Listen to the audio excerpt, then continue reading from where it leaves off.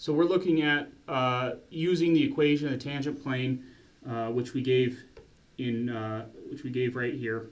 We're looking at using this equation, and we're using it for this particular function here. So far what we've done is we've taken our equation, we've set it equal to 0, and then let our function be that equation, and so that when we set that function equal to 0, we have our surface. So far we're in the process of computing the gradient. So we've computed the gradient as a vector valued function. Now we've evaluated the gradient at a point. And so the last step in coming up with the equation of the tangent line, folks, is to use this equation right here, which says we're going to dot the gradient.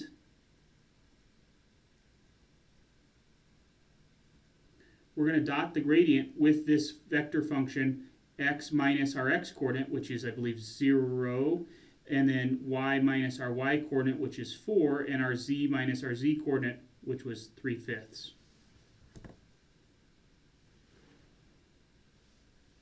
So if we actually do that this is an equation, set equal to 0. And so if we actually do that dot product, I'm going to go ahead and write this out. We get 0 times x minus 0 plus 8 over 25 times y minus 4 plus 6 over 5 times z minus 3/5 equals 0. Which is let's just go ahead and recopy that. So 8 25ths y minus 4 plus 6/5 times z minus 3/5 equals 0. Folks, this is a perfectly good place to leave your answer. But what you could do is you could distribute those coefficients and do some cleaning up. And I'm not going to show the work for this. If you clean this up, you get 4y plus 15z is equal to 25. And that's another way of representing this tangent plane. Okay, so let's take a moment. I guess first of all, let's give you guys a chance to catch up and see if there are any questions on this. So again, one thing that's a little bit frustrating here, and this is very typical of Calc 3, right, is you've got a formula, but you weren't given, I didn't say here's capital F of x, y, z set equal to 0. I made you do some work you had to come up with such a function that's equivalent to the surface that we're dealing with. So I actually think probably the hardest 3 steps of this problem are the first 3 that have nothing to do with finding the equation of the tangent plane. Everything else after that is just following this definition right here, which we'll derive momentarily. So essentially, if you want to find the equation of a tangent line for a function that's been written in this form, you compute the gradient of that function. Now that function lives in R4. That's a little bit confusing, right? That function lives in R4. So you compute its gradient. So its gradient is a vector in R3 because the domain values come from x, y, z for this larger function. Okay? I know we're talking about a surface in R3 here, and that part's a little bit confusing, and we'll tease that out when we derive the equation here. But essentially what we're doing is we're taking a gradient and we're dotting it with the same sort of vector that we always did when we were dealing with a plane. Remember that when we originally gave the vector definition of a plane is we said, hey, we want a collection of vectors of the form x minus a, y minus b, z minus c. We want that collection of vectors so that when you dot them with the normal vector to the plane, you get 0. And so that's exactly what we've got right here. Okay, so let's just look at this again at the surface in 3 space. So jumping back to it, here was our surface in 3 space. Okay. And one way to look at this, folks, is that if you were to go to this point and evaluate the directional derivative at this point in all directions,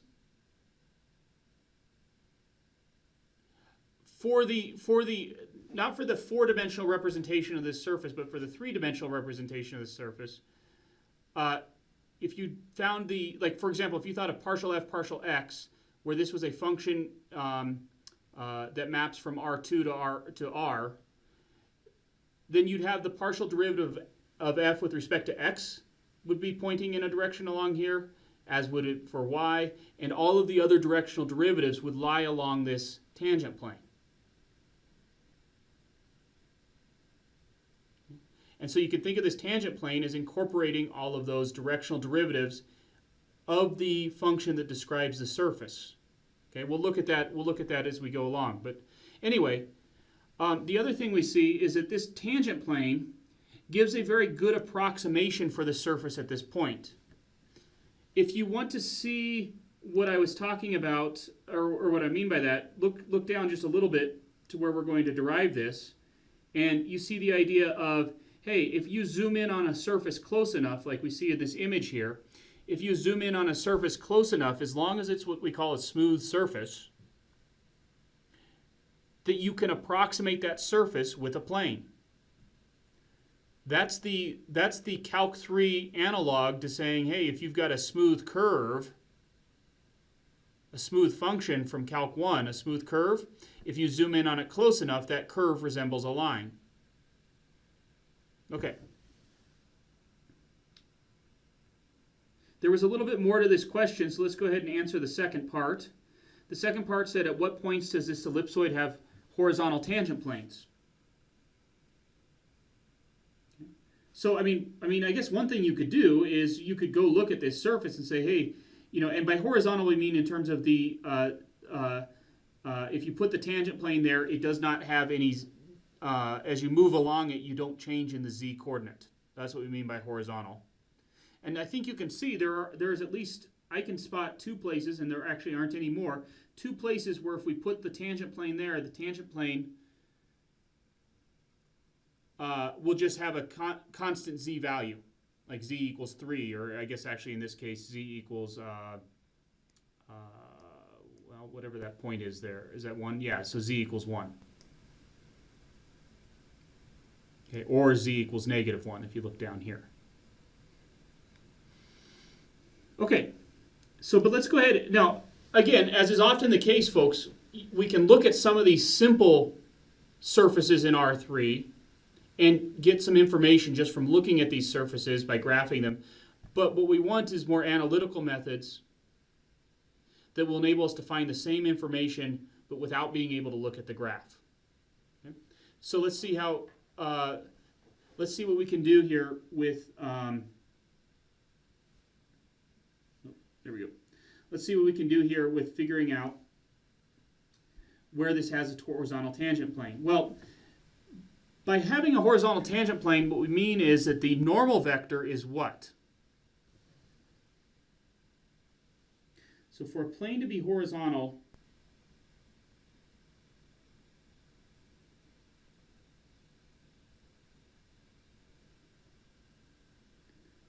the normal vector must look like what?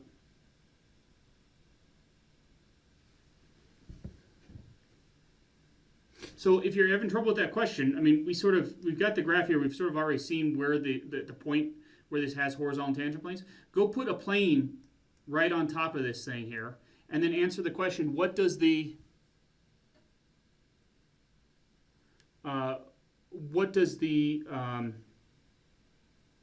normal vector look like there? Parallel to the z-axis? Yeah, so an arrow just moving parallel to the z-axis, right? So I'll go ahead and just annotate on this. It's always ugly when I do this through Zoom. But here would be the tangent plane up here that is a horizontal tangent plane, and its normal vector looks like this. And as Kaven just said, it is parallel to the z-axis. Likewise,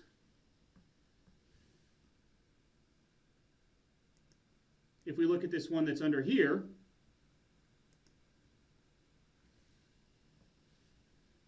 here is a horizontal tangent plane, and its normal vector would be pointing like this, parallel to the z-axis. So to have a horizontal tangent plane, what we want is a normal vector that looks like 0, 0, some coordinate, a. So let's actually make this a k here, just so we don't confuse the letter with what we were doing before with our a coordinate. So that's what we want our normal vector to look like. But what does the normal vector look like on a tangent plane? It simply looks like the gradient function. Okay, come on. At x, y, z. And we want that gradient function to equal 0, 0, k. Well, that means that partial f, partial x needs to equal 0. The partial f, partial x we had as, I believe it was 2/9 x. So that means that x needs to equal 0. Likewise, if we say that partial f, partial y has to equal 0, and partial f, partial y was 2/25 y, that has to equal 0. So that means the y-coordinate has to equal 0. Finally, we say that partial f, partial z needs to equal k, but that means that 2z has to equal k, or z would have to equal k over 2. So we're still trying to figure out what k needs to be, but then we know that not only do we have these three coordinates, 0, 0, we've got the point, we're looking at the point 0, 0, k over 2, but this point needs to be on our function, which means that when we plug in 0, 0, k over 2 into the original function, that we need to get out a 0. So if we go back to the original function that we defined here, and my screen is freezing up a little bit on me, right up here, and I'm going to plug in 0 for x, 0 for y, and k over 2 for z, well, that leaves me with k over 2 quantity squared minus 1 has to equal 0. So if we finish solving for k, we'd get k over 4, or excuse me, k squared over 4 minus 1 has to equal 0, or k squared over 4 has to equal 1, k squared has to equal 4, or k has to equal plus or minus 2. So then what were our coordinates? Well, we said our coordinates were 0, this would happen at the points 0, 0, k over 2. So that's going to happen at 0, 0, negative 1, or at 0, 0, 1, depending on whether we plug in 2 or negative 2 for our k. So I replace k with either 2 or negative 2 to get out the coordinates negative 1 or 1. Okay. So let's go ahead and let's just recap what we've done here. I went ahead and gave you one formulation for the equation of the tangent plane at a point. Okay. So that was this formula up here. And we're going to derive this one in just a minute. But there's another version, there's another way we can describe the equation of a tangent line on a surface at a point. And that's if the surface is defined explicitly. And we'll talk about that here in just a second. What we mean by an explicitly defined surface. But here we've got z equals f of x, y. And as long as it's differentiable at some point, then we can give the equation of the tangent line at that point by z is equal to the partial of f evaluated at the point times x minus a plus the partial of y evaluated at that point times y minus b plus the z value of the function, the z coordinate of that point. Okay. So let's go ahead and tackle this one. So this one, I like this version here. I mean, especially if the surface is already given in this format, it's a little bit more of a plug and chug way of working with it. But we'll see that it actually just comes from the original definition. Notice I was careful here, folks, to use a capital F of x, y, z when I was talking about this function as a surface in our. So the surface is set equal to 0. So we're just looking at a slice of it. But this function, the graph of f, x, y, z lives in 4 space. And when I'm thinking of it as, when I'm thinking of a function that describes this surface where you plug in the 2 domain coordinates and it lives in the z coordinate, then it lives in 3 space like that, I use the lowercase f. Okay? So let's just practice using this formula here. Let's see, what do we need to do? Well, we're going to have to calculate partial derivative with respect to x of this function. So that's equal to minus 6x, just minus 6x. And so if we evaluate the partial derivative at the point 2 comma 1, we get negative 12. If we compute the partial derivative with respect to y at this point, we get minus 8y. And if we evaluate that at the point that we're interested in, 2 comma 1, we get minus 8. Okay. Lastly, let's just note that, I mean, it was given to us, but let's just double check that f of 2 comma 1 is equal to, well, that'd be 32 minus 3 times 2 squared minus 4 times 1 squared, and that does indeed give us 16. Okay. So now we can just follow the equation for the tangent plane and say that the equation of the tangent plane is z equals f sub x evaluated ab, well that's what we found here, so that's our minus 12, times x minus our a coordinate, the x coordinate here, so 2, minus 8 times y minus 1, and then plus the z value, or the z coordinate of the tangent plane.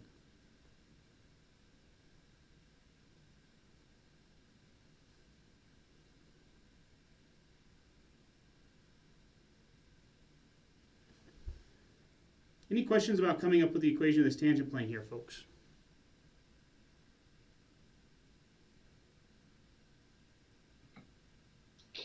What was the difference in the example, the first example we did?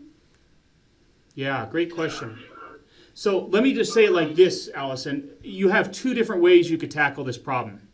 Oh, okay. So if I gave you, let's go back to the original question here where I had x squared over 9 plus y squared over 25 equals 1 minus z squared.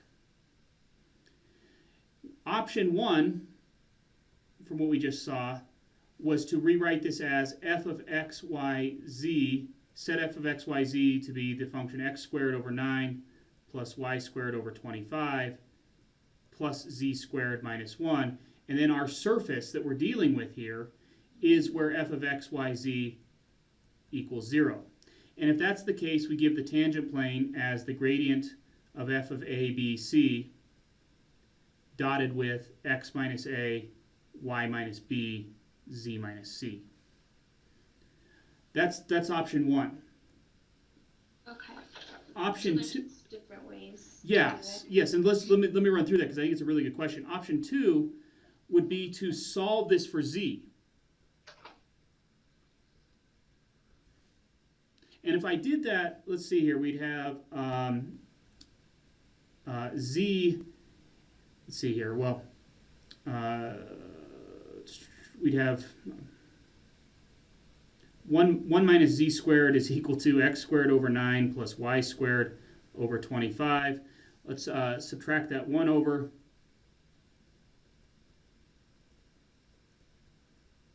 Multiply everything by a negative 1, so it gives me z squared equals 1 minus x squared over 9 minus y squared over 25. And then I can go ahead and give explicit descriptions of this surface as one way is to say z is equal to the square root of 1 minus x squared over 9 minus y squared over 25. That will give me the upper ellipsoid. And then we'd have the second way we could write the function as minus the square root of 1 minus x squared over 9. And this surface gives an explicit description for the lower half of that ellipsoid. So if I recognize that our point is on the first surface, our point, which was, let's see here, it was the coordinates 0, 4, was it, I don't remember what the z coordinate was again, 3/5. Because z is positive here, we know we're dealing with the first function. So then we can go ahead and use the equation of the tangent line that z is equal to, so let's call this function f of x, y. Then we'd say that z is equal to f sub x at 0, 4 times x minus 0 plus f sub y at 0, 4 times y minus 4 plus f of 0, 4, which is, of course, 3/5. Did everyone understand the question? It was a great question Allison asked, and I'm glad she did, for how we can use either of these two versions to come up with an equation of a tangent plane. And if you were to do this, you would get the same answer that we had before when we used the... So I wasn't going to talk about this yet until the next page. But this is thinking of this as implicitly defining the surface, where we said it's the collection of triplets that satisfy this equation. As opposed to here, where we've explicitly defined the surface.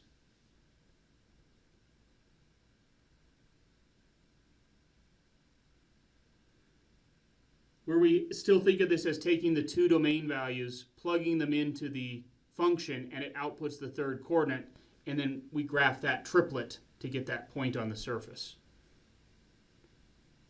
So which way is better? I don't know. I sort of think that using the explicitly defined surface formula is a little bit faster and a little bit more intuitive. But you could imagine scenarios where it would be hard to solve for... I was able to solve for Z1 and Z2 in this case. But in some cases it may be hard or impossible to define the surface explicitly.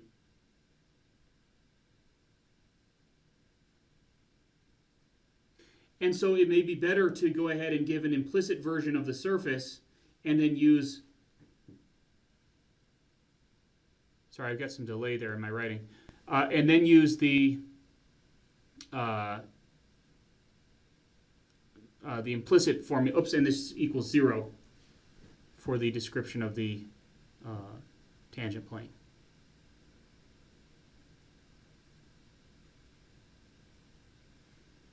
Yeah, did that answer? First of all, Allison, did that answer your question? And did that bring up new questions for anyone else? Yeah, that answered my question. Great. Anyone else have any questions about that? Okay. So, like a lot of things in Calc 3, we kind of show you, we give you these two formulas, and yeah, those are some of the basic skills, computing equations of tangent planes. But let's actually work a problem that's kind of more typical of what you would expect as a question, right? Like, how would I test your knowledge on this? This next question is kind of more a typical question involving tangent planes, okay? Where it's not just, here's a formula, go ahead and plug it in. So in this case, we've got a paraboloid that I'll go ahead and sketch here. Here we've got some sort of paraboloid. And then we're going to take, in fact, let me underline it in blue. I drew it in blue. And then let's take a plane, and we're going to intersect it. So, I don't know, maybe it looks something like this, cutting through that paraboloid. Well, then that region, that place of intersection forms a curve here that we're going to call C.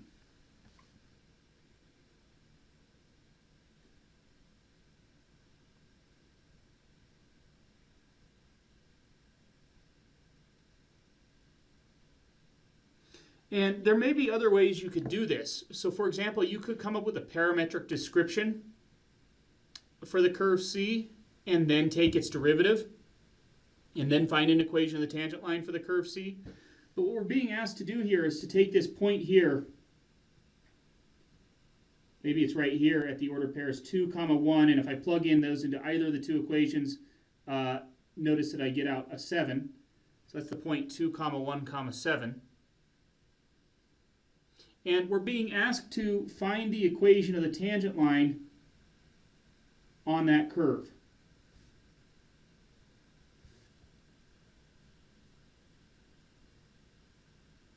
Okay. And again, this is all sitting inside of the coordinate system here. But what we're thinking of is our input here is from the xy coordinates. There's the input 2, 1. It gets bumped up to that point of 7 there.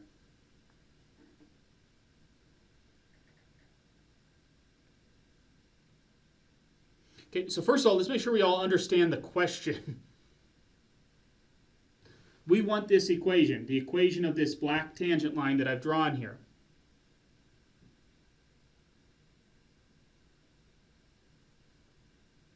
Now, again, what I said is there may be other ways. We could try to find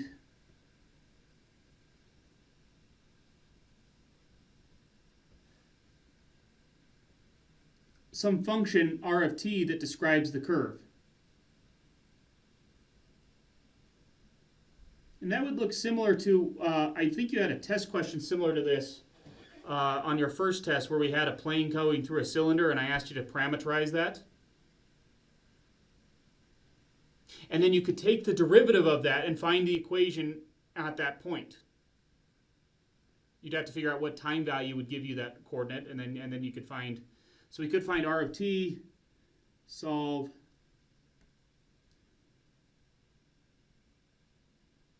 r of t, the vector r of t outputs the vector 2, 1, 7, then find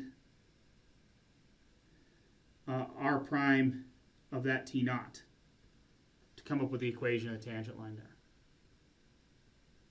Does everyone understand how we could do this problem?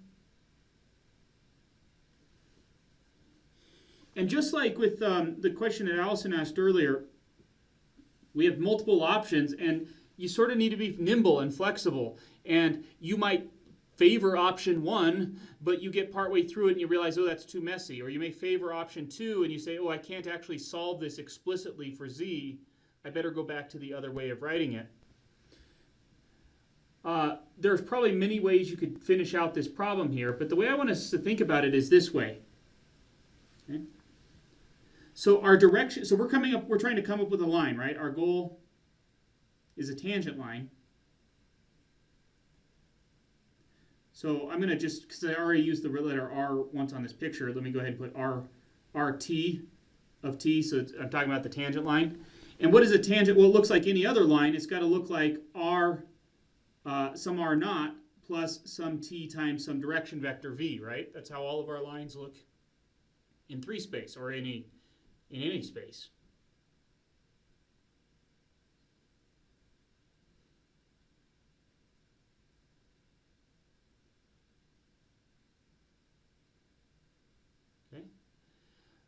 So we want what's the hard part, right? We already know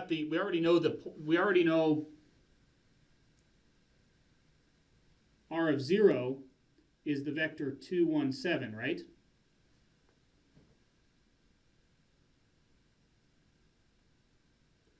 So what do we still need to find on this line? What's the hard part here?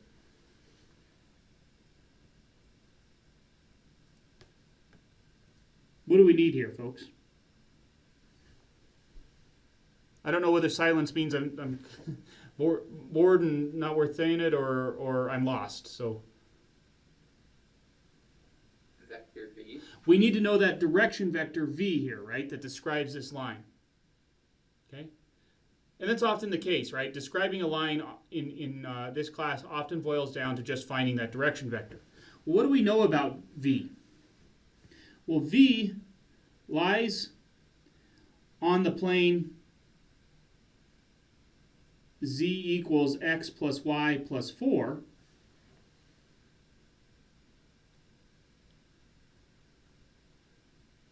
But it also lies on the plane tangent to the surface. In this case, it's a paraboloid, but it could be any surface. Paraboloid.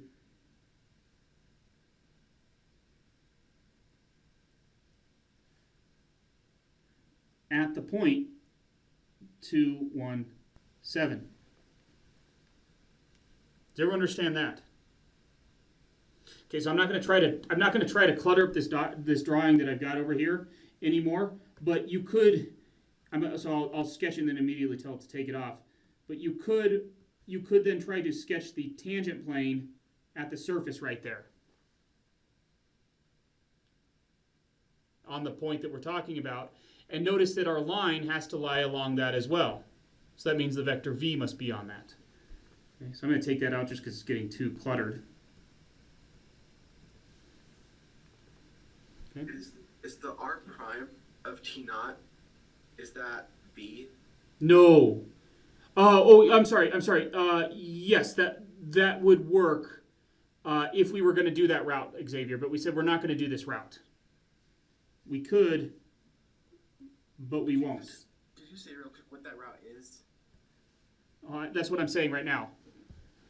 So the route that we are going to take is to observe that it's got to be in both the plane, the red plane here, we could call that plane P, and then also on the tangent plane to this paraboloid at this point. That I could try to draw a picture up there if you want, but you've got here's your paraboloid. Oops, that's in blue. Here's your paraboloid in blue. Here's our point here. That point lies on the plane that crossed it, that intersected it, so it lies on this plane here. That's the point P. But I could also then go draw a tangent plane to the paraboloid at that point. And then our line that we're after, so the line lies on the curve in green. Well, so now it doesn't look like it's... There's the curve in green. So that's the intersection. So then we'd have this tangent plane right here. That's the best I can do, I'm sorry. And then our tangent line that we want, oops.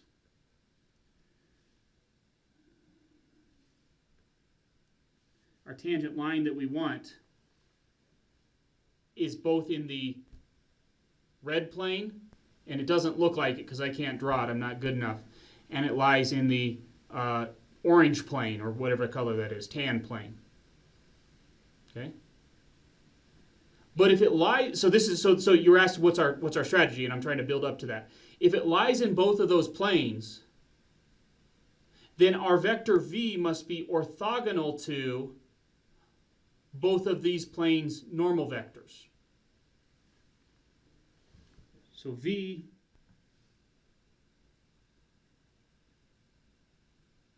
must be orthogonal to n1 and n2,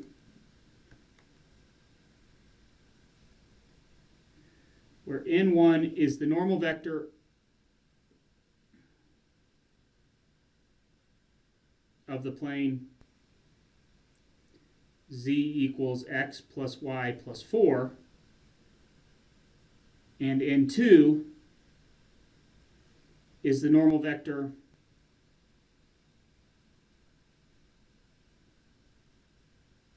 of the tangent plane.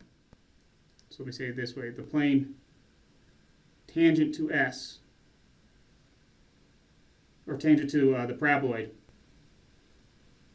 the surface at the point 1, 2, 7. So what does that mean? We've just said that our v is equal to n1 cross n2.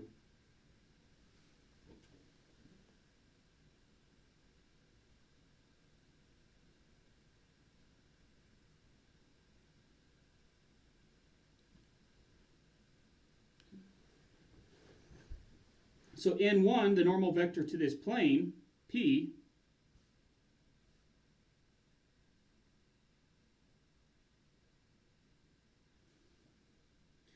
is the vector 1, 1, minus 1. Do you see why?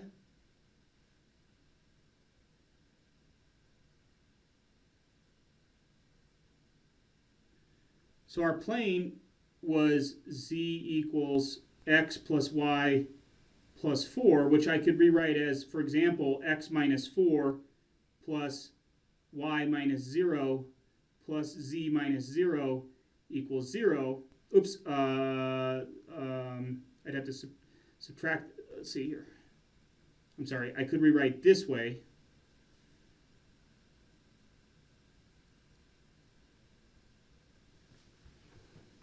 And if I rewrite it this way, we can see what the normal vector is to it. That's the same way where if I give you a line that's not in slope-intercept form, one way to find the slope quickly is to put it into slope-intercept form.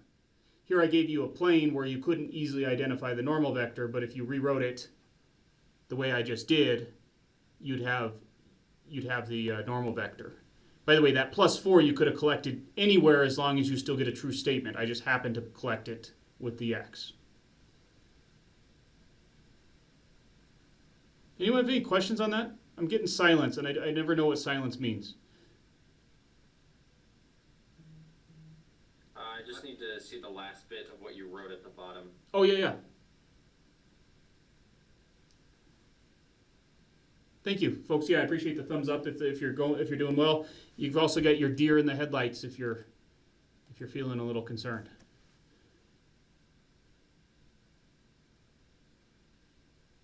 So the 1, 1, -1 would be the ABC of the formula? No. So remember, we tend to always, Hosanna, great question. We tend to always use, first of all, we're not looking for a tangent plane here, right? Right. We're looking for a tangent line, and lines are always described by a single vector, and times time, and then added to another starting vector. So we're looking for vector v, right? I mean, if we knew what v was, we'd be done with this problem, if we knew what v was there. Because we already know that we already know what point we're supposed to go through, so all we need is a v. Okay. So we just said that n1 is the normal vector to this plane here. N1. Okay. Why is that helpful? Because that normal vector is perpendicular to v. Did that clarify? I think so. I think I'm just taking it in now. Yeah, it's a tough leap. Did you already find the plane normal to the paraboloid at the point? Not yet. So the next thing we need to do is we need to find, we're not going to find the entire equation of the normal plane. We're just going to find the normal vector of that plane. Okay. And what is the normal vector of this? So in my bad picture over here, folks, and I'm sorry, I just can't make this picture look right. I guess I should have put it into CalcPlot 3D. On our paraboloid, we've got a normal vector that I'm writing in tan there. Here's our paraboloid. There's the green curve that's formed by the intersection. And so that tan curve is a normal vector at this point on the paraboloid. It has nothing to do with the plane P that intersects it. It has nothing to do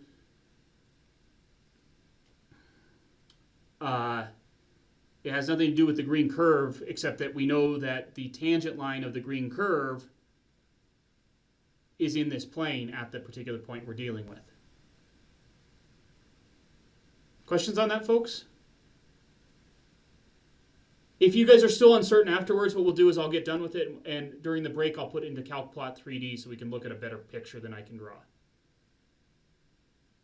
Okay. Yeah, it's a lot to take in, I agree. Okay, so what we need now is we need N2, the normal vector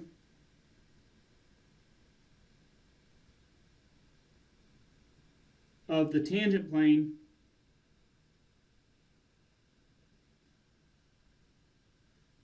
to the paraboloid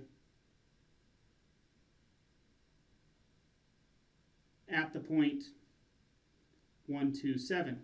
But what is that?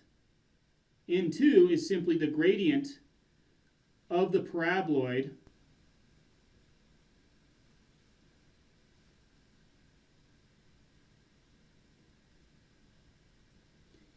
if we put it into this implicit form,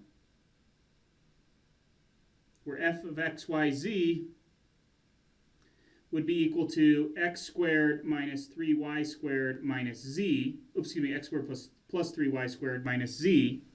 Everyone see what I did there? I took and I solved that. I set that to 0. And then i.e. the surface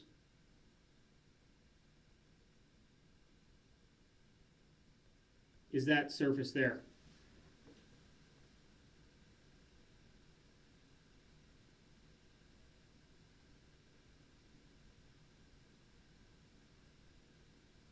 Okay. So let's go ahead and find that. The gradient of f of x, y, z is 2x. I have a question, super fast. Okay, I'm sorry. Let me finish this out and then we'll take it. 2x, 6y minus 1. Yeah, go ahead. Whoever was asking. Is the point 217 or 127?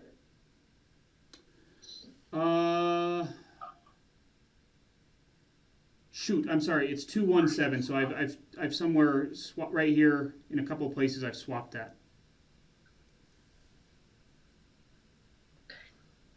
Good catch there, Allison.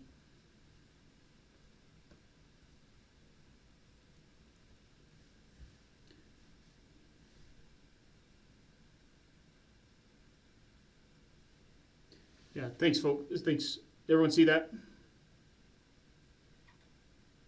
Okay. So then if we evaluate the gradient at the correct point, 2, 1, 7, let's just double check that one more time. 2, 1, so it'd be 2. Yep. I just, somewhere down below in writing it, I crisscrossed it. So we get 2 times 2, 6 times 1, negative 1. And so the other normal vector in 2 is 4, 6, negative 1.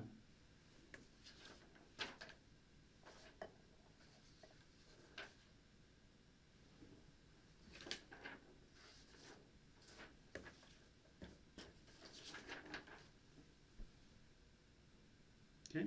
And you could use the gradient to find n1 as well, but it's kind of just easier to look at it in that form of the equation. I don't think we could have used the gradient to find n1 because n1 is, I mean, we could have, yeah, I guess you could have, but it's a lot easier because we're just looking for a normal vector and this is a plane. Right. And so just putting it into the form, yes. But yeah, you're right. We could have created some other function. We could call it g of x, y, z. Then g of x, y, z would be x plus y plus 4 minus z. And then if we took the gradient of that, evaluated at our point, and in fact it doesn't matter where we evaluated it at, but if you took the gradient at that, evaluated at the 217, or sorry, it was a 217, yeah, 217, you would get the same 1, 1, minus 1. You could have done it that way. But I think that with a plane, that's working awfully hard. That's like taking the derivative of a line to find the slope of a line, right? Right. But yeah, that would definitely work. Great observation. Okay, folks, what do we have left to do on this example? Cross product. Yes, exactly. So our vector v is the cross product of these two. So our v that we're trying to find, which is the direction vector on our line, is n1 cross n2. So let's see here. If we take I, j, k, and we said n1 was 1, 1, negative 1, and n2 was 4, 6, negative 1. If I take their cross product, let's see here, that would give me negative 1 minus a minus 6, which is a positive 5. Double check me on that. And then for our j, we get negative 1 minus a minus 4, which is a positive 3, but then there's a negative sign on that.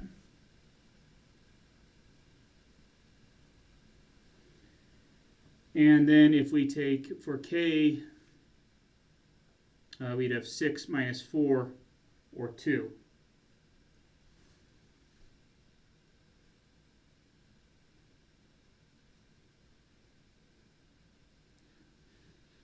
by the way, with the properties of cross products, I'm looking at my notes, and when I gave the vector for n1 in my own notes, I gave the vector -1, -1, 1. It's just a different, but that's the same, that's just the opposite direction normal vector. Anyway, with the properties of the cross product, it doesn't matter if you mix that up. You still end up with a vector that's orthogonal to both of these.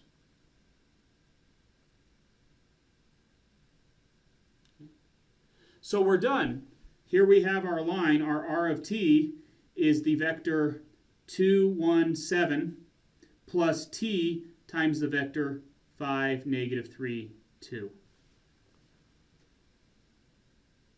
Is R not a vector or a point?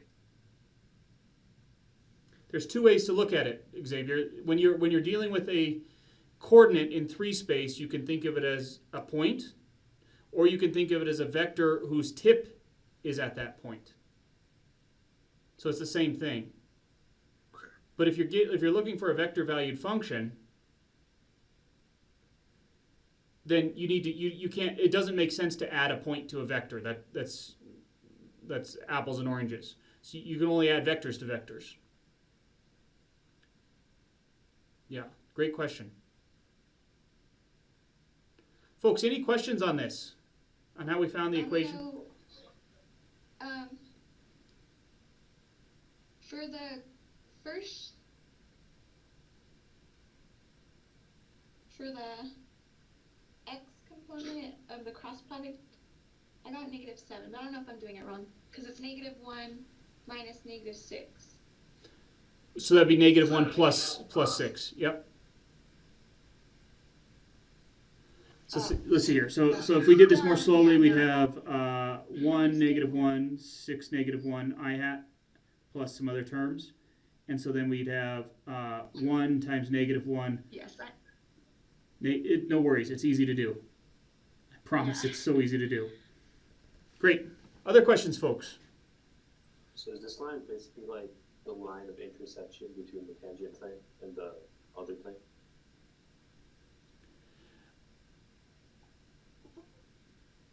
Yes, that's another way to describe it. Everyone hear how Khazar described it? He said, oh, this line is the line that's formed by the intersection of the tangent plane and the plane that's cutting through the paraboloid.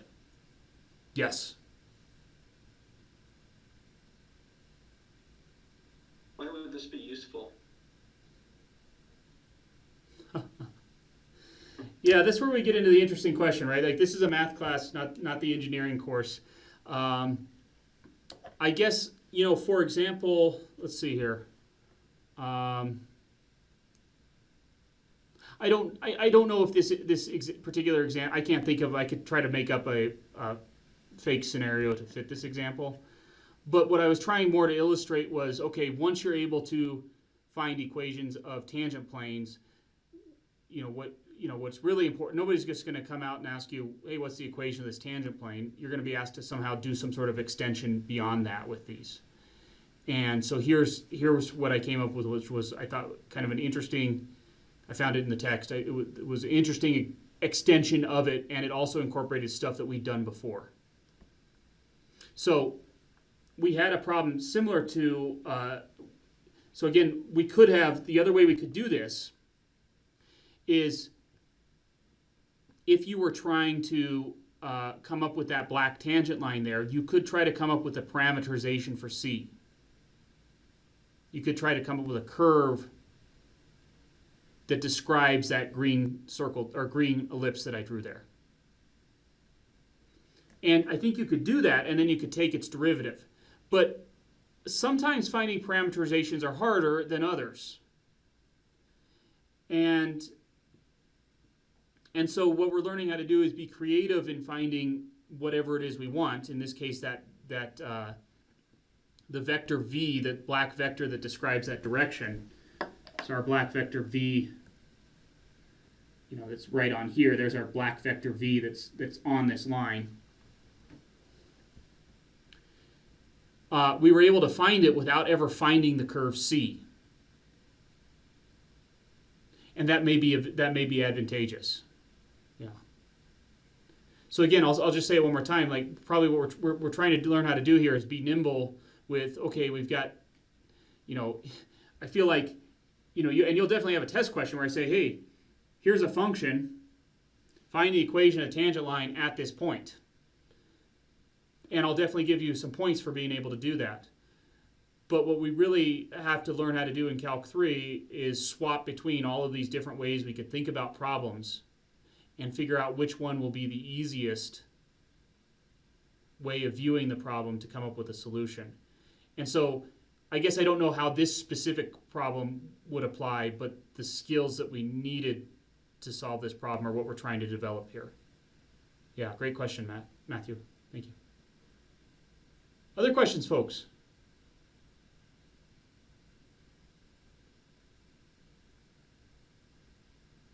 Okay, why don't we go ahead and take our break? I'm going to try to put this into CalcPlot 3D so you can see the picture, and then we'll resume here. So I got 206. If we could resume at 216, that'd be great. And so here's the picture that goes with that. And so the key observation that we made was that yellow plane, which is part of the one of the intersecting surfaces, has a normal vector, and the blue plane, which I put on here, which is the tangent plane at that point to the paraboloid, that has a normal vector, which is the gradient of its implicit surface, and that the cross product of the two gives us the directional vector that we've got in red there. Okay. I don't know, does that help? Does that visualization help, or is it not really worth it at this point? Like, I need to know whether it's worth building those or whether it doesn't really help. Some people are saying it helps. Good. I like them. Great. Okay. Start recording again. I did start recording. Thank you, Aya. Although I missed part of it. Thank you. So, folks, I think that does help to see then, okay, what did we just do? Well, we found the normal vector of the yellow plane. That's no big deal. We could always have done that, although Allison showed a clever way of coming up with it using our new knowledge. And then we found the normal vector of the blue tangent plane. That's new skills. And then we took the cross product of those two normal vectors, and that gave us this vector v here. Okay. All right, I'm going to encourage you, as you're working through the My Math Lab in this section, do spend some time really working through problems. When you get a chance, go graph them, go try to see what it is you've just computed, because I think the visualizations really do help. All right, let's see here. Let's jump back into the notes. So the next thing I want to do, sorry, I was supposed to make you guys write those, but I guess they're already there, is just to kind of summarize what we've been doing. And the first thing is that there are two ways to think of a surface in R3, and this is what's been a little bit confusing about this section, in my opinion, is because most of the time we've been thinking of the surface just this way, where we give the surface an explicit form. I give you an x-coordinate and a y-coordinate. Those are your domain values. You plug them into the function. It outputs the z-coordinate. That ordered triplet then becomes a point on our surface. Okay. Another way to do this, and one that will be helpful for coming up with our equation of the tangent plane, and in a lot of cases if we had a very messy surface that would be hard to solve for z explicitly, like if we had, for example, if I was thinking about this surface z cubed plus x squared plus y squared equals 5 or something. It would be very hard, in fact we could even throw in an xyz, just to emphasize how hard it would be to put this in the form z equals f of xy. That would be exceptionally challenging, I think.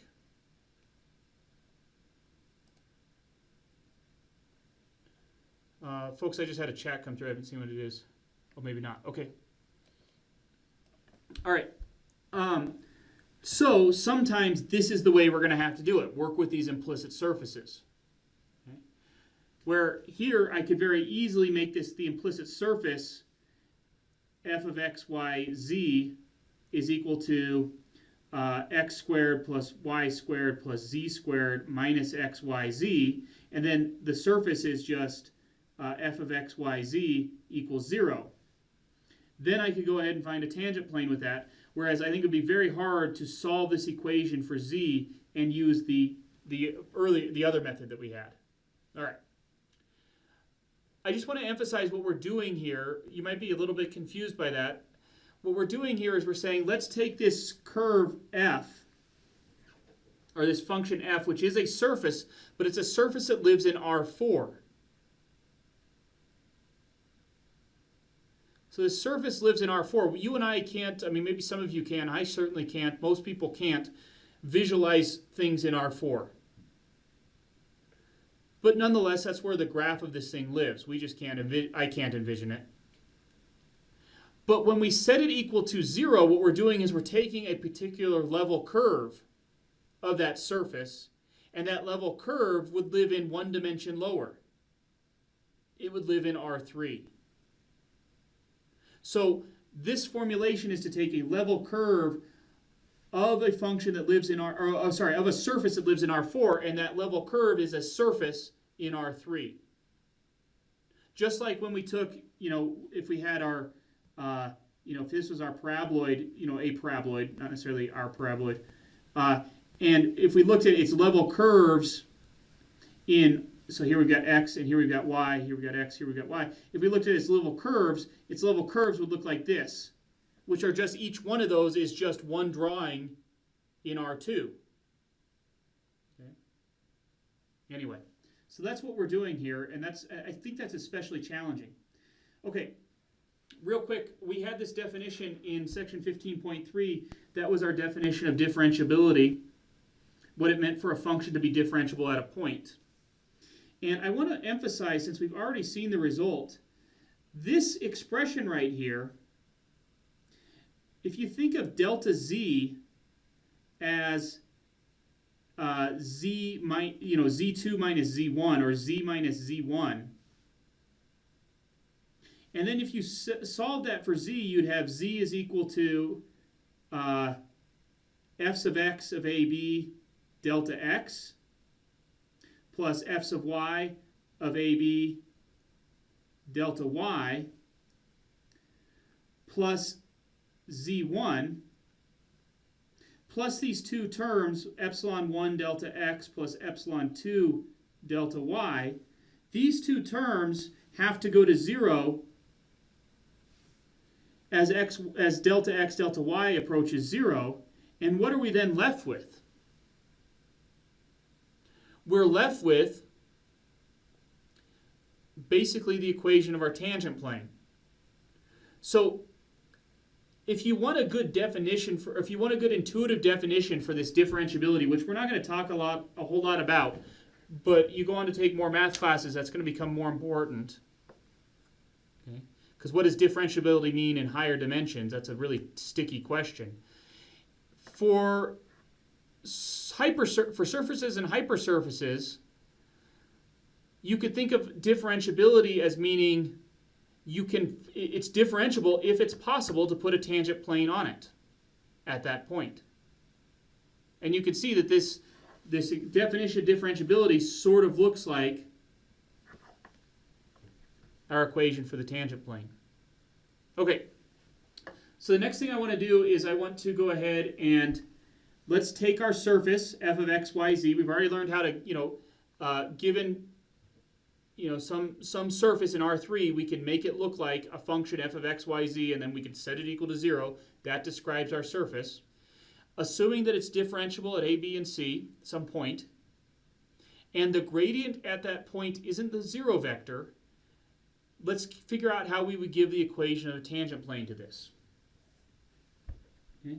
And this is a really good exercise in getting a chance to practice our chain rule, and this is going to look, as somebody said, this is going to look somewhat similar to one of your test questions that you had on the last exam. Okay, so for the surface, f of x, y, z equals 0, suppose r of t is any curve on this surface.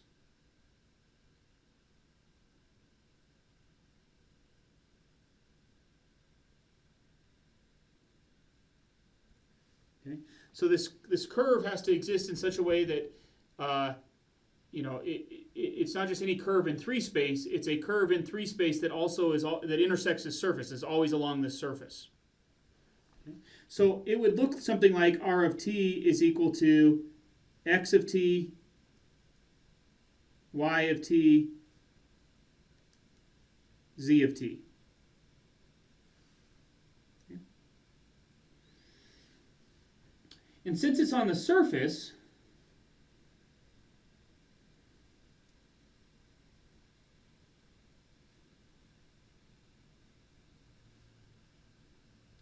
then we have that this equation must be satisfied, that f of x of t, comma, y of t, comma, z of t must equal 0. Why is that? Because if any point on the surface satisfies this equation, and this curve describes a collection of points on the surface, then when I plug in any point on this curve, it must also give me a 0 when I plug it into capital F.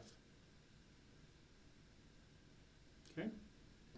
What I want to do now, and it's not entirely clear why I want to do this, but it's going to get me to the equation of a tangent plane, is I want to take the derivative of both sides with respect to t.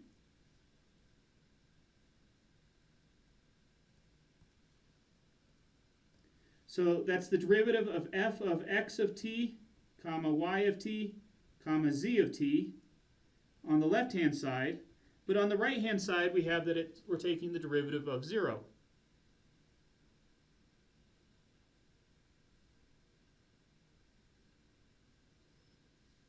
All right. You tell me, what's the derivative on the left-hand side?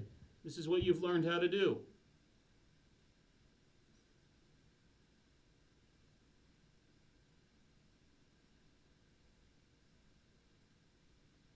You can use the chain rule. Definitely. I can't remember the chain rule for this function off the top of my head. Maybe you do. I think I got to draw a little tree diagram to go with it, right? So I think what we have is f, and f depends on x and y and z, and then each one of these depends on t. Oh yeah, now I remember this one. Okay. So differentiating the left-hand side is going to give us partial f, partial x, times dx dt, plus partial f, partial y, times dy dt, plus partial f, partial z, dz dt, and the derivative of the constant on the right-hand side is just 0.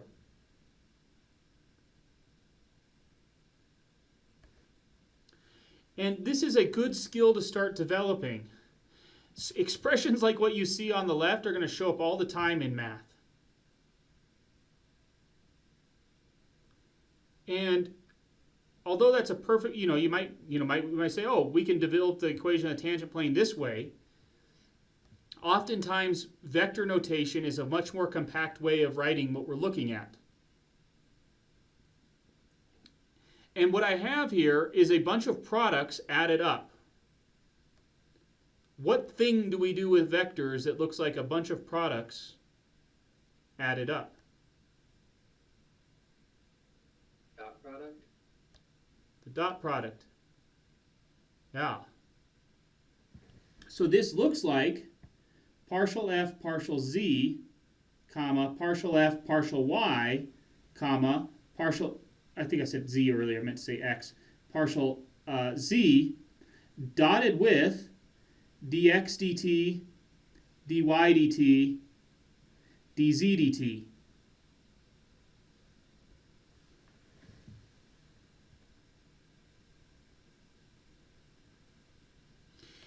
The left-hand expression, the leftmost expression in the dot product, I could rewrite as the gradient of f.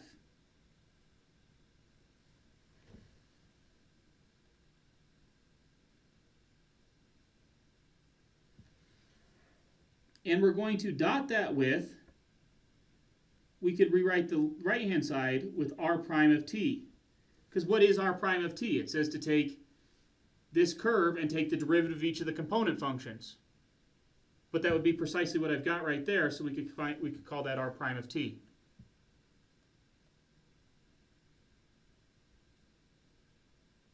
How we doing, folks? Can I get a thumbs up or something? Or a deer in the headlights?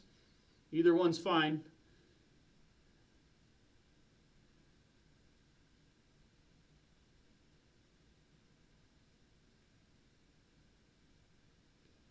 If you have questions, stop me. I So, have a question. yeah. The partial of x with respect to f and the partial with respect to y and then z, is that all equal to the gradient? Yes. Okay, and then to the right, that's all equal to r prime. Yes. Okay, thanks. The one on the left is by definition, right? What is the definition of the gradient? It means to take the gradient is a new function, a new vector valued function where each component in the vector is the respective partial derivative. Oh, Dennis asked which one's deer in the headlights. Dennis, I mean this one here. If you look at one of my two screens. Oh, so Aya's got one. Dennis, do you have one too? No. Okay. So Aya, can we specify your question? Can we kind of narrow it down a little bit? Oh, Aya's changed. Oh, you're showing. Which one was that one? Ah, okay. Matt, is that a real deer in the headlight? Okay, you guys are just practicing. Okay. Yeah, we'll call it deer in the headlights versus, you can do any other one for doing good. Except the crying one. That one makes no sense to me. I don't do texting or emojis. All right. Folks, let's go back and look at this picture right here, and let's see what we're doing. So all along we've been saying, hey, if we zoom in on a surface, it looks like a plane. We've been trying to, that's our intuition, right? Our very basic level understanding is to say, hey, you zoom in on some curved surface, it's going to look like a plane. Just like all of us, when we look outside, we think the Earth is a flat plane. Hopefully all of us know better. Okay. But if you had a map of a small area, you use a plane to represent, the map folds out as a plane, and that represents the area that you're dealing with, right? So we use tangent plane approximations to the curved Earth all the time. All right. So what's important here is this holds for any curve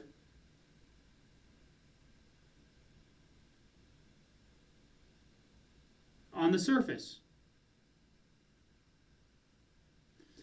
And so now we're going to give ourselves a better understanding of what we mean by tangent plane here. I'm going to take some curve that was on this surface. So here's some curve on this surface that passes through the point. And we zoom in a little bit, maybe it looks like that. We zoom in far enough, here's that curve, r of t, on the surface. Okay. And at the point that we're interested in, this vector right here, that vector is r prime of t naught, where r of t naught equals the point that we're interested in. So I guess I should have labeled this. This is the point that we're talking about. This is the point that we're talking about. This is the point that we're talking about.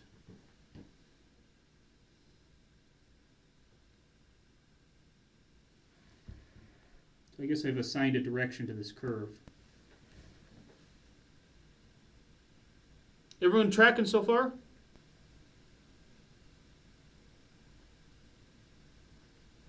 Okay. But the key part of this is that this is supposed to hold for any curve on the surface. So what I could do is I could go take some other curve. We'll do it in red here. Is that red? We'll do it in red here.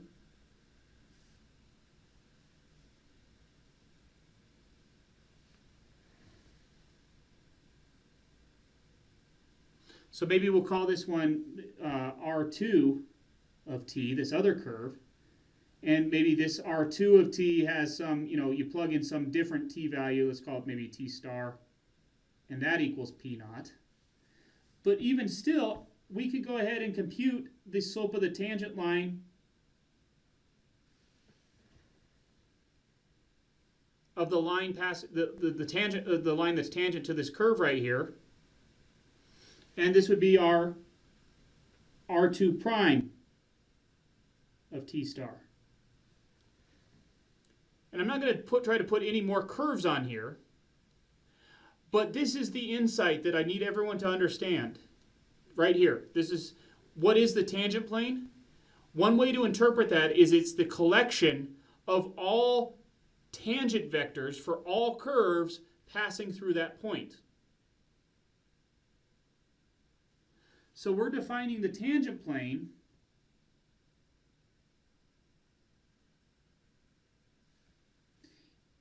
is the plane formed by all curves by tangent vectors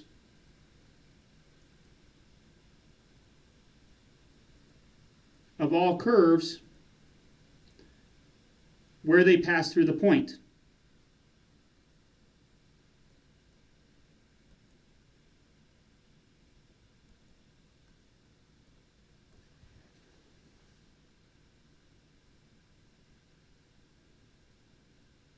So what I'm saying here is that these two black tangent vectors that I've drawn and any other tangent vector that I draw would belong to a plane. And we'll call that collection of tangent vectors the tangent plane. What do we need to describe a plane, folks? This is back to way back. What do we need to describe a plane? Point and a normal vector. We need a point and a normal vector. Good. We certainly have the point, that's P. What's our normal vector going to be? Well, the normal vector needs to be what? Orthogonal to all vectors in the plane.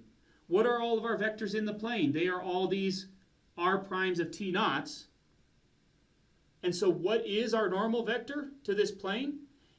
Well, a normal vector would be a vector that's perpendicular to all of them.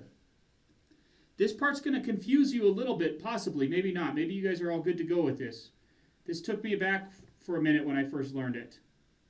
There is the normal vector in that plane. And that normal vector is the gradient of f. That's way too thick. Oh. Let's undo that.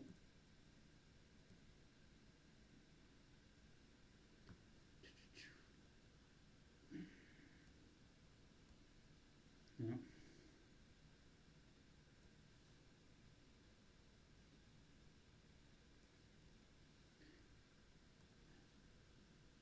That normal vector is the gradient of f at the point.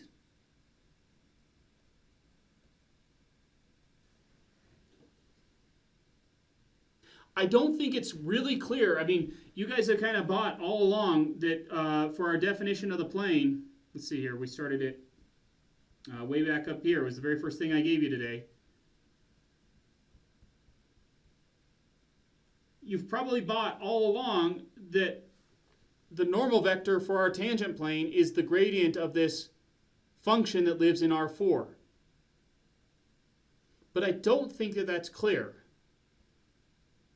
I don't think it's clear until we get down to this point right here.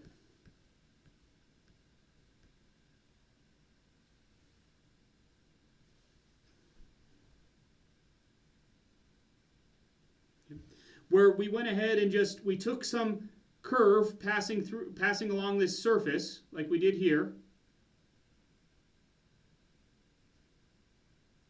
We then took its derivative and then restructured it this way.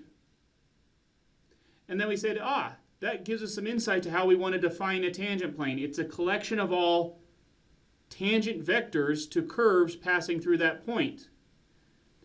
But a tangent plane is going to need, like any plane, it's going to need a normal vector. So we need some vector that's orthogonal to them all. And it is this, the gradient of this function in R4, that is our normal vector. I think that's pretty tough. I don't know, maybe, I don't know if you're feeling good with that or not. I think that's pretty tough. Anyone want to talk about that anymore?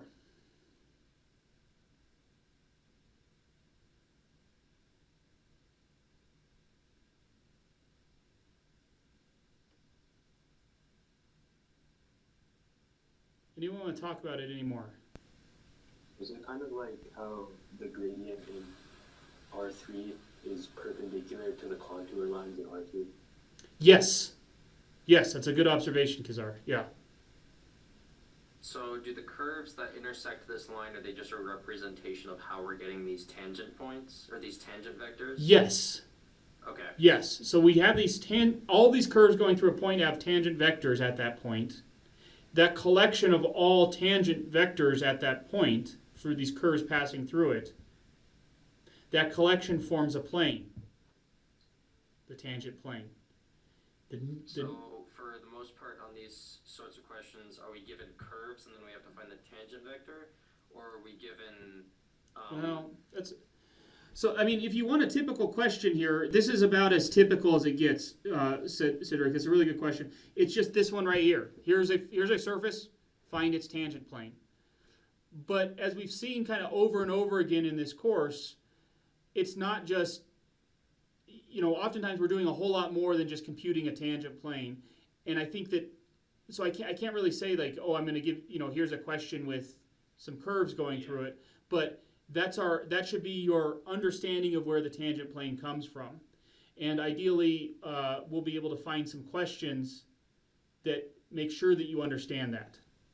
Okay. But, everybody, so I guess if you were to ask for my objectives for today, my two most basic objectives are, can you compute equations of tangent planes using these two formula? And we did that in the first 15 minutes of class. But then there's all sorts of extensions that can go beyond that. And rather than saying, here's this very specific problem, this is how you do this very specific problem, it's more, we have to understand the big concept so we can apply the big concept to any one small specific problem. So that's where getting this nitty-gritty understanding of where the equation of the tangent plane comes from, I think is beneficial. Yeah, great question. So the short answer is I don't have a question on here where we have curves passing through a point and then we're going to compute a tangent plane from that. But this is what you want to rehearse a few times over to really understand where this equation comes from. All right, let's do this next one. So we had this. Oh, here's a summary. That's just the formula we saw before. And then what I'd like to do is derive our second formula for the equation of the tangent plane. Just as a reminder, that's the one that says z is equal to f prime of x, or f sub x at ab, comma x minus a, plus f sub y of ab times y minus b plus f of ab.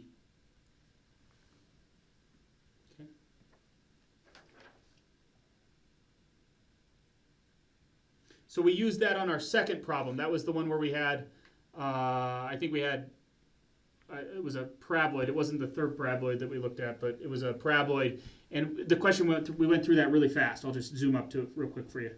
That was this question right here. Let me clean it up just a little bit. So we had this surface. It happened to be a paraboloid. It doesn't matter what the surface is. And we were asked to find an equation of the tangent line at that point.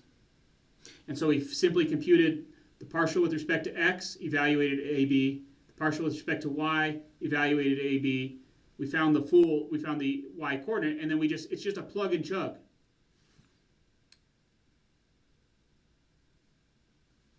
And we just simply plugged all those components into this formula. Folks, I don't know how good you are at memorizing this or seeing the form. This, to me, sort of looks like z equals some slope times x minus a plus some slope times y minus b plus some starting value, f of ab. Just like all of first semester calculus, you didn't have this y in place, but your tangent line was just a line. Okay? So that might help with trying to memorize that expression. Anyway, let's derive that formula real quick. The nice thing is although that last example took me quite a while, we've done all the heavy lifting for this. So what we're going to do is we're going to take this function z equals f of xy. Let me make sure I go the same way.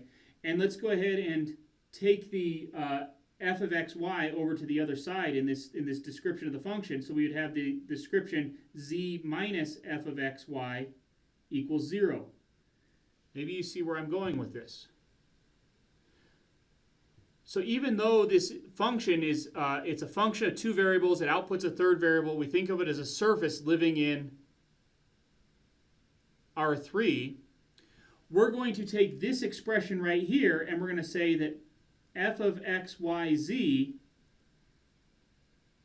is this expression z minus f of xy, and so our original surface is just the level curve, capital F of xyz equals 0. Excuse me. Okay. Excuse me again.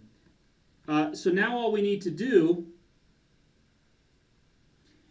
is apply our first formula to this second one. So from the first version of the equation of the tangent plane, we have that the tangent plane is partial f,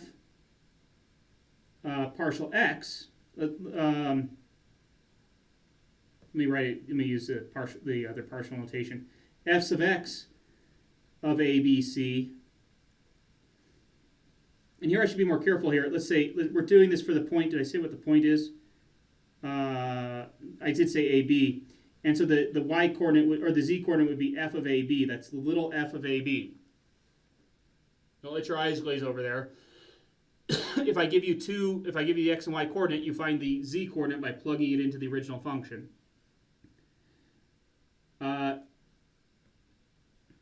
Times x minus a plus f sub y of AB, f of AB, times y minus b, plus f sub z of AB, f of AB, times z minus f of AB, and this all equals 0. So folks, that looks like a mess, in part because of my bad writing, but I'm just using that equation of the tangent plane that we derived before, which was the tangent plane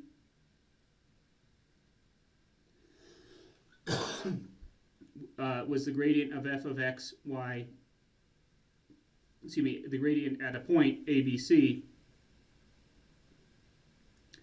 dotted with the vector x minus a.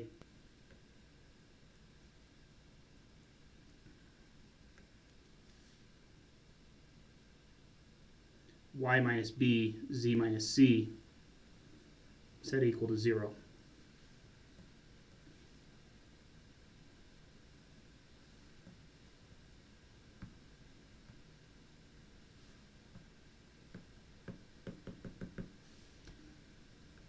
Anyway, everyone tracking so far? Do we want to talk about that anymore? Yeah, I just need to finish writing it. Yep.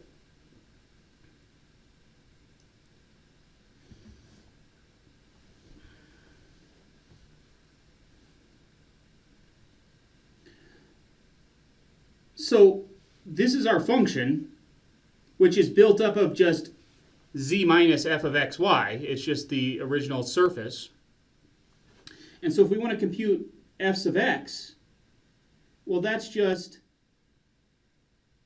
the derivative of this expression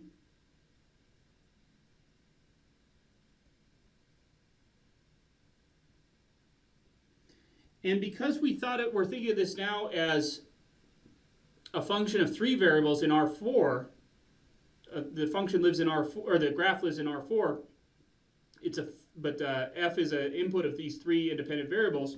When I go to take the partial derivative of this with respect to x, I just get minus f sub x of xy.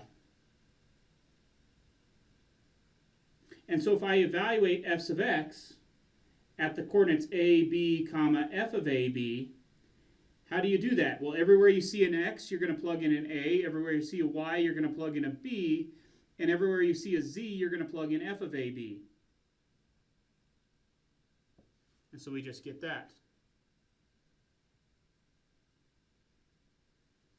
And similarly, when we do f sub y, we're going to get minus f sub y, little f sub y, xy.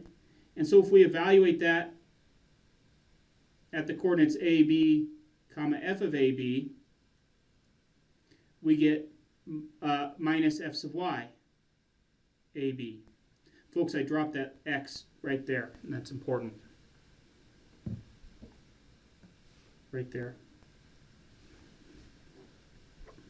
Yeah. And then finally, what do we get when we take f sub z, folks? We're going to take this function right here that I've boxed in green. We're going to take its partial derivative with respect to z. Again, we're treating x and y as independents. X, y, and z as all independent variables. So what do I get when I take its partial derivative, folks, with respect to z? Everyone, actually, before you say it out loud, I'd like everyone to jot it down themselves. Take this function, capital F, take its partial derivative with respect to z. What do you get? Go ahead and say it if you know it. It's just 1. And so if you were to evaluate it, if you were to evaluate it at f sub z of a, b, comma, f of a, b, you still just get 1. So now I'm going to take all three of these results, this result, this result, this result, plug them into the equation of the tangent plane, and everything falls out pretty nicely. We're left with minus f sub x of ab times x minus a, minus f sub y of ab times y minus b, plus 1 times z minus f of ab. And that all needs to come out to be 0.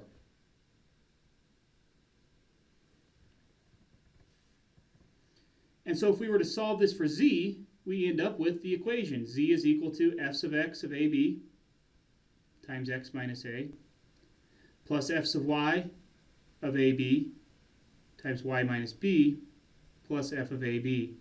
And that's what we wanted to show.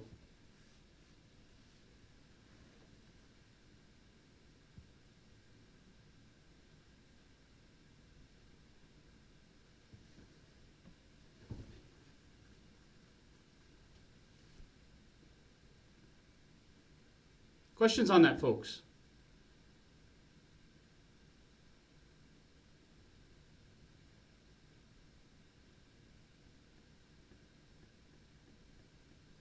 If you've got questions, stick up a deer in the headlights. Otherwise, keep moving. Thank you, thank you.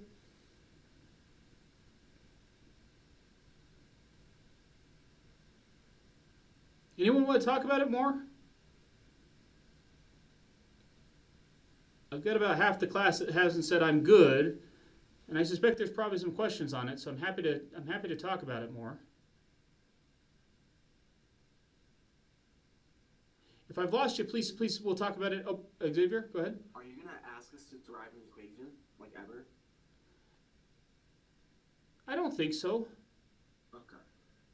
But I think that the knowledge that's necessary to derive the equation are things we I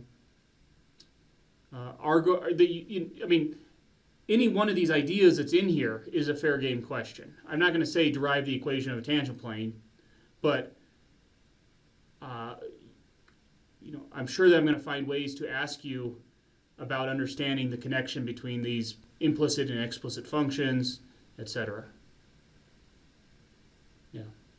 Yeah, I think this is a lot to absorb here, folks. So yeah, take some time with it. Come by during office hours. I'd love to talk more about it. Okay. The best thing is to go from here, work some of my math lab questions, and then come by and see me in office hours. Okay. And we can talk some more about your specific questions and tie it back to what we're doing in here. Okay. The last topic we have in this section is that of linear approximations and differentials. And I'm not going to lie, I'm not too keen on this. You need to see it. It's important, but the reason why I'm not keen on it is because unlike almost everything else we've done in this class, when we bumped from Calc 1 to Calc 3, things got a little more complicated.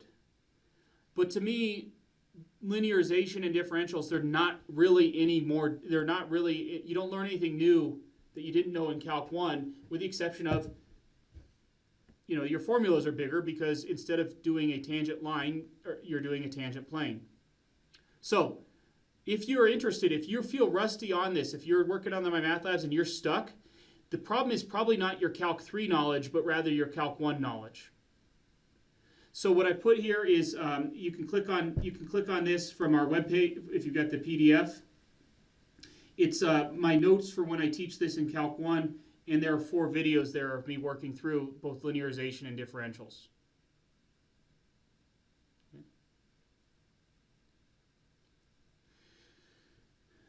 Quick question about linear approximation. Yes, and that's the same, real quick, Phoebe, that's this, when linear approximation and linearization are the same idea. Sorry, I use those 2 words interchangeably. So, yeah, go ahead. Okay. Why would we bother to do an approximation if we can do the real thing with finding tangent planes? Like, yeah. What's the purpose if we can do it perfectly? Well, so let's be careful here. Finding a tangent plane and doing a linearization are the same thing. Mm-hmm. So what we're saying here, and here's the picture that goes along with everything, is that let's suppose we've got this surface here which is in this blue. And let's suppose we know this bit of information. We know that ordered triplet right there. If we want to move away from that ordered triplet and we want to approximate this ordered triplet over here, saying we'll adjust x a little bit, we'll adjust y a little bit. If we adjust both x and y a little bit, how much will z be adjusted by? You can do an approximation by saying, rather than trying to move along the surface from this point to this point, what we're going to do is we're going to move along the tangent plane from this point to this point. And it's not entirely clear that these are similar from this picture, but this z value, that the delta z that we're after, is approximately this differential z that we get from the linearization, or we get from doing the differential calculation. So your question is actually, I think I know what your question should be. Your question should be, why would we do a tangent plane approximation, meaning a linearization or a differential, when we could just plug the new coordinate into the function? And the answer is there's several reasons why. It may be, one, that your original function is an exceptionally complicated function. It may require large amounts of computing power from your machine to compute values. So let me just put it like this. If I said plug x equals 2.38 into y equals 5x minus 2 plus 3, or y equals e to the x squared plus the square root of x all over 3 minus the sine of x. Which of these would you rather have your computer do? You'd rather plug it into the line. Yeah. So the same thing is true with our linearization when we do it in multiple variables.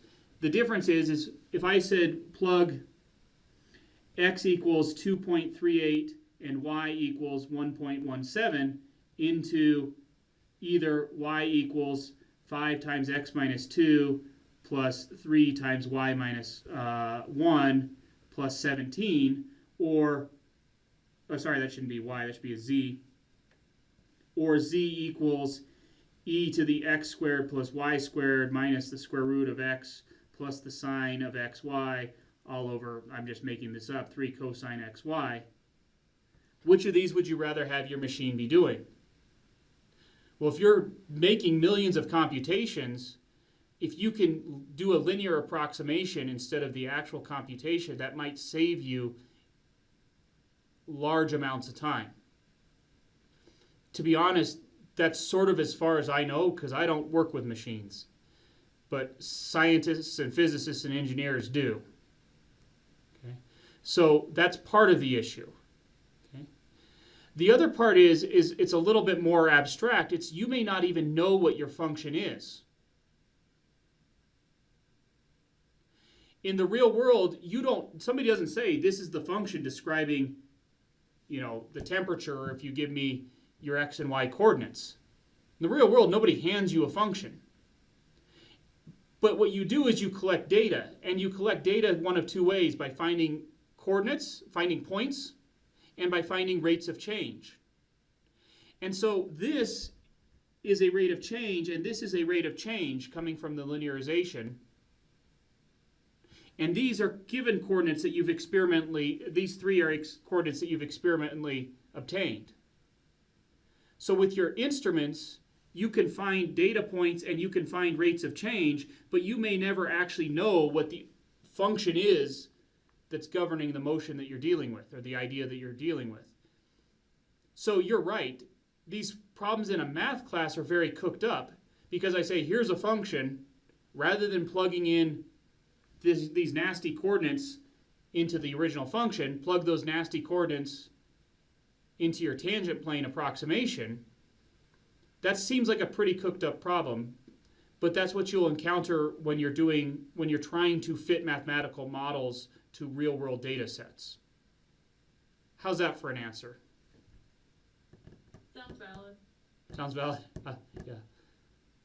All right. So this is a very plug and chug process. And folks, if what I just said it was kind of lost on you, doing this in 3D isn't going to make it any easier. I recommend going back to Calc 1 where you do it in 2D, look at those examples, and then just say, I see, rather than dealing with a tangent line, because this is what you saw in Calc 1. In Calc 1, it looked like this. I'm going to clean this up in just a second. Oops, in Calc 1, it looked like this. That was linearization in Calc 1. But in Calc 2, when we're doing linearization, or Calc 3, when we're doing linearization with a function of two variables, this is what we do. And if we extend it even further to a function of three variables, this is what we do. Okay. So let's go ahead and do 16a here. I'm asking for the linear approximation of f at the point 1, 2, 1. Okay. And let's just confirm if you plug in 1, 2, yeah, it spits out a 1. Great. Okay. So we're just trying to fill in the details here.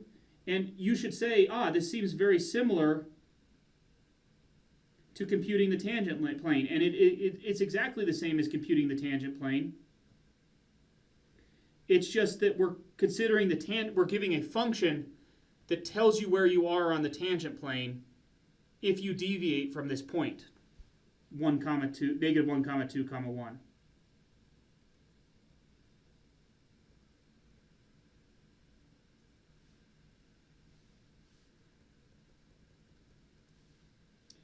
So all we need to do is finish out this linearization formula. So if we compute partial f, partial x, we would get negative 10x all over x squared plus y squared quantity squared. So if we compute partial f, partial x at the coordinates 1, 2, we'd get negative 10 times 1 all over 1 squared. -1. Oh, thank you. -1, so that should be a -1 there. Thank you, whoever said that. So -1 squared plus 2 squared. And so let's see, that gives us 20 all over 4. Oops, quantity squared again. So let's see, that's 4 plus 1 is 5. That's 20 over 25, which reduces down to 4/5. Make sure that's what I had. I think that's 10 in the numerator. I think it is 2. That would be then if we divide everything by 5 would give us 2/5. Let me just check that. Okay. And then if we go compute partial f partial y, we get negative 10 y all over x squared plus y squared quantity squared. If we then evaluate it at the point negative 1 comma 2, we get negative 10 times 2 all over negative 1 squared plus 2 squared squared. This is just kind of following this formula, folks. And when I do that, let's see, that's negative 20, again over 25, which in this case is negative 4/5. So now we're ready to give our linearization. Our linearization function, L of x, y, is equal to 2/5 times x plus 1 minus 4/5 times y minus 2 plus 1. And again, where'd that 1 come from? That was our f of negative 1 comma 2.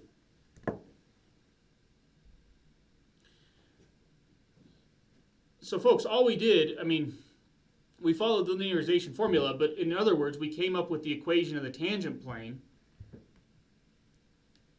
right here. That's the equation of the tangent plane. But the idea is because I gave the tangent plane as a function of x and y, it gives you a really good way of saying, okay, rather than plugging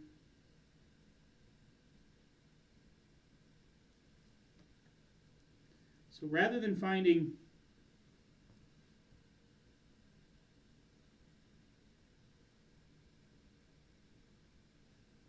f of negative 1.05 comma 2.1, and to Phoebe's question,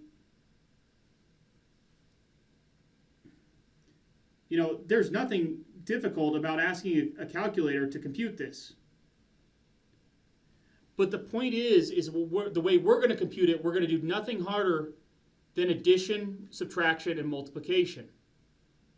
Regardless of how complicated the original function was, we're never going to have to do any computations harder than addition, subtraction, and multiplication.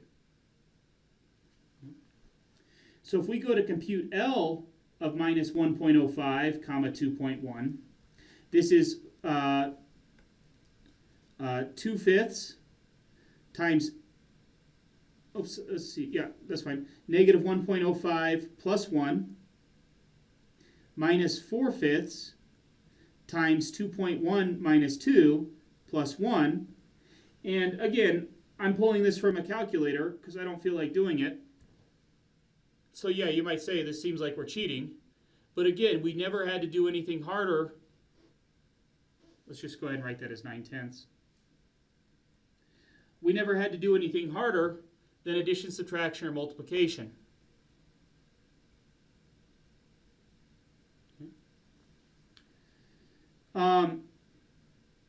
The true answer, if you plug this into the original function, is approximately 0.907, and we see that our answer is good enough,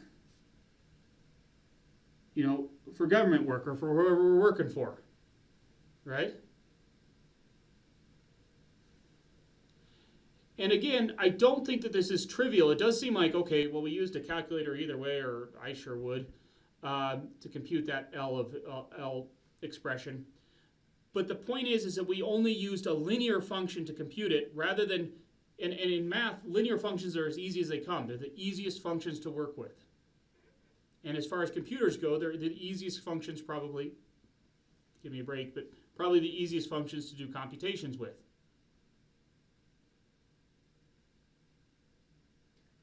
Okay. Why did you put 9.07? 0.907.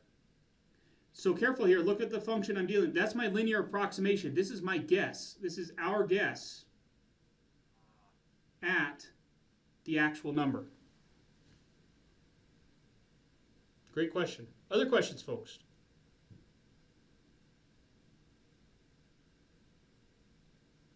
I'm just gonna make a comment. If you go up to point A, it looks like you made a small mistake when you're writing out the kind of original equation, because you put f of x 1 comma 2 versus negative 1 comma 2.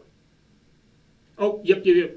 Thank you. And that should be a negative 1 there. Yes. But I think when I did the evaluations, I did plug them incorrectly. But still, yeah, thanks for keeping me honest on that, Christopher. Oh, that should also be a explicit 1.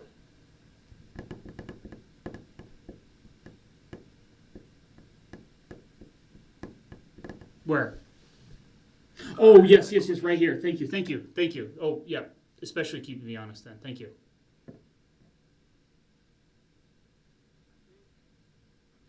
just messing with something.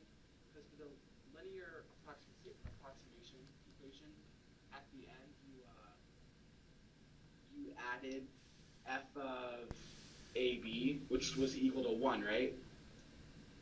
Yes. And then at part B, f of AB in that case is 0.907. Couldn't you just take f of negative 1.05, comma 2.1? That's what we did here. That's what I did. I didn't show the work for that. I just computed that. You just computed that. Now, why is it that that's the answer to f of AB, but when you're doing the linear approximation, you're adding 1 and you're not adding 0.907? Okay. So the way you want to think about this is that once we're on the tangent plane here, which is what we're doing when we're doing the linear approximation, we're getting ourselves onto the tangent plane. We're no longer dealing with the original function. We're just moving along that plane. Okay. So you're not recalculating. So this would be, in our example here, this would be the f of AB, and this is our L of AB. The corresponding, the z coordinate. Here we're z equals f of AB, and here we have z equals L of AB. Yeah. Okay, folks. I'm not going to get to this. I will do some differentials for you next time. But I think that you're following this formula for it. So I'm not going to worry. I'm going to keep the my math lab due date for 15.6 due when it is due. Go ahead and get started on it today. Work on it tomorrow. If you have questions, shoot me an email, and I'll be happy to help you out with it. Okay? But one thing I want to draw your attention to, and this is pretty ugly work, I pulled these from several different textbooks. We are not going to be doing Taylor series approximations for surfaces in this class. I hope everyone just breathed a sigh of relief. Okay? This was something that you saw in Calc 1 where we said, hey, the sine of x can be represented with a polynomial. Near 0, we represent it with the line y equals x. That's pretty close to the sine curve near 0. But we can get better than that by approximating it instead. Oop, this only has the odd ones. Well, I guess so, fine. With a even function. So I think that's because P2 must be 0 or something. I'm not sure what's going on there. With a quadratic function. Or we could fit some cubic function to it or some fourth degree function to it. And notice that each one of these higher order polynomials is a better approximation for our sine of x. So what you and I just did when we computed linearizations, where we said, let's take and fix a line to a curve. But it's better to try to fix a parabola to a curve. And it's even better to try to fix a cubic to a curve. And so we have formulas. This is what we did in Calc 1. Here we have a formula for doing the Taylor series approximation, or Taylor polynomial approximation of a function at a point AB. And that's kind of all I wanted to do was show that to you. I'll let you guys take a look at this example. where the author takes this formula right here and applies it. And the goal is to come up with, here's a quadratic function, in this case, that approximates the curve sine of xy. And you can see that the end result is we've got this complicated sine of xy curve. Linearization is putting a plane to that curve, saying at that point, give me the plane that best approximates the curve. But if we did a higher order Taylor polynomial, it would be like putting some sort of quadric surface and affixing that quadric surface to the curve to do our approximations with. And you could extend it upwards. I'm not going to have you do anything with that, but I wanted to show that to you. And if you have any questions, if you feel like that's something you need to know for this course, let me know, and I'd be happy to discuss it with you further in office hours. Okay? But I'm not going to do anything with these Taylor approximations. They're too messy, and I don't think you'll learn a lot from them. But some of you may be going into programs where they assume that you've had Taylor polynomial approximations for multivariate functions. So if you think that's the case, let me know. All right, folks, that's all I've got for you. As a reminder, my math lab for 15.6, that's this one, is due Sunday night. And then we'll just be picking up on Tuesday with max-min problems and the Lagrange multipliers. If you have questions, please stick around. I'd love to talk with you. Otherwise, have a great day, and maybe I'll see you at office hours. If not, have a good weekend. I think we also have a quiz too. I've extended the quiz. Yeah, thanks, Aya, because the quiz was included, I think, 13.7 and 0.8, and so I had to extend that. Yeah. Oh. Great. Thanks for checking. Have a good weekend. Hey, thanks, Christopher. You too. Is there a Calc 4, or is this like the highest level of math? Yeah. Well, first of all, to your first question, is there a Calc 4? That sort of depends on the institution, but a lot of schools have a sequence of calc that's 3 sequences long, and you cover everything that some other schools might do in a sequence that's 4 courses long. So this is the entire calc sequence. If you want to do more math, you go on and you take linear algebra and differential equations, which are very good computational. Well, differential equations is a good computational course.